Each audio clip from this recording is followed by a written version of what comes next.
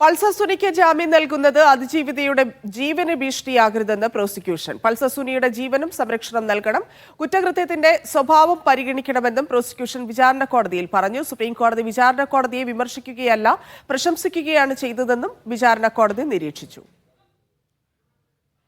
Sijo V John ചേരുന്നുണ്ട്. Sijo, Pulsar സുനിയുടെ ജാമ്യ വ്യവസ്ഥകളിൽ വാദം നടക്കുന്നു. എന്തൊക്കെ വ്യവസ്ഥകളാണ്? പുറത്തിറങ്ങിയാൽ എന്തൊക്കെ സംഭവിക്കുമെന്നൊക്കെ കോടതി പറയുന്നുണ്ടോ? അക്കാര്യത്തിൽ സുപ്രീം കോടതി നിർദ്ദേശം നൽകിയിരുന്നോ?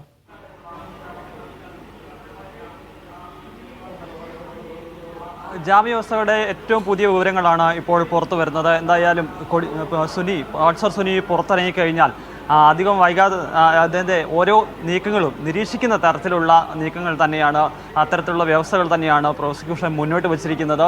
അതിൽ ഏറ്റവും പ്രധാനപ്പെട്ട കാര്യം കോടതിയുടെ അനുമതിയില്ലാതെ ഈ പരിധിയിൽ നിന്ന് പുറത്തു പോകരുതെന്നുള്ള കാര്യമാണ് വ്യക്തമാക്കിയിരിക്കുന്നത്. മറ്റൊരു പ്രധാനപ്പെട്ട കാര്യം, ഒരൊറ്റ സിം മാത്രമേ ഉപയോഗിക്കാവൂ. ആ സിം ഏതാണെന്നുള്ളൊരു കാര്യം അറിയിക്കണം എന്നാണ് പറഞ്ഞിരിക്കുന്നത്. അത് കൃത്യമായ ഒരു നിരീക്ഷണത്തിലുണ്ടാകണം എന്നുള്ള കാര്യവും പറയുന്നു. അതായത് പുറത്തിറങ്ങിക്കഴിഞ്ഞാൽ പൾസർ സുനിയുടെ ഓരോ നീക്കവും കൃത്യമായി തന്നെ നിരീക്ഷിക്കുന്ന തരത്തിലേക്കുള്ള ഒരു വ്യവസ്ഥകൾ തന്നെയാണ് ഇപ്പോൾ പ്രോസിക്യൂഷൻ മുന്നോട്ട് വച്ചിരിക്കുന്നത്. നമുക്ക് ലഭ്യമാകുന്ന വിവരം അനുസരിച്ച് ഇക്കാര്യങ്ങളിൽ ഇത് തന്നെയാണ് ഇപ്പോൾ കോടതിയുടെ ഭാഗത്തുനിന്ന് അംഗീകരിച്ചിരിക്കുന്ന വ്യവസ്ഥകളും തന്നെയാണ് വ്യക്തമാക്കിയിരിക്കുന്നത്. എന്തായാലും പൾസർ സുനിയുടെ ജീവന് ഭീഷണിയുണ്ട് എന്നുള്ളൊരു കാര്യം ഈ പ്രോസിക്യൂഷൻ കോടതിയിൽ. ശരി, സിജോയിലേക്ക് വരാം. അതായത് പുറത്തിറങ്ങിക്കഴിഞ്ഞാൽ അതിജീവിതയുടെ ജീവന് ഭീഷണിയാകരുത് എന്നൊക്കെയുള്ള വ്യവസ്ഥകളുണ്ട്. സുനിയുടെ ജീവനും ഭീഷണിയുണ്ട് എന്നൊക്കെയുള്ള നിരീക്ഷണവും നേരത്തെ ഉണ്ടായിരുന്നു. അത്തരത്തിലുള്ള വ്യവസ്ഥകളിലൊക്കെ ആയിരിക്കും പൾസർ സുനി പുറത്തേക്ക് വരിക. ജാമ്യം ലഭിച്ച സുപ്രീം കോടതിയിൽ നിന്ന് ജാമ്യം ലഭിച്ച സാഹചര്യത്തിലാണ് ഇപ്പോൾ